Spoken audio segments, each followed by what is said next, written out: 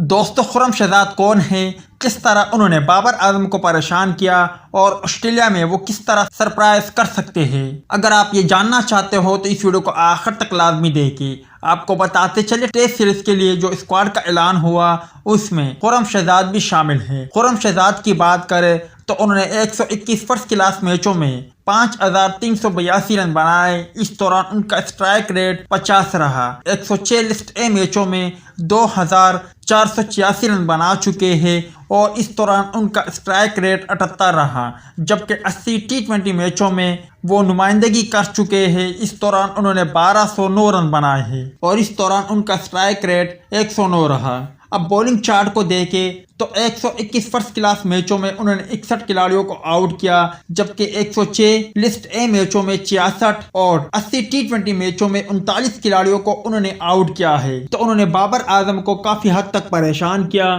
اور بابر اعظم بھی ان کی گیندوں کو سمجھنے سے قاصر رہا۔ اگر ان کی بولنگ کو دیکھیں تو یقینی طور پر یہ آسٹریلیا میں خطرناک ثابت ہو سکتے ہیں، کیونکہ خرم شہزاد کی اسپیڈ اچھی ہے، ان کی گیندوں میں سوئنگ ہے اور وہ ریورس سوئنگ بھی کر سکتے ہیں۔ جس طرح انہوں نے بابر اعظم جیسے بلے باز کو پریشان کیا تو وہ آسٹریلیا کو بھی پریشان کر سکتے ہیں۔ اگر آپ نے ان کی بولنگ دیکھی ہے تو آپ بہتر طور پر مجھے بتا سکتے ہو کیا وہ آسٹریلین بلے بازوں کو مشکلات کا شکار کر سکتے ہیں یا نہیں۔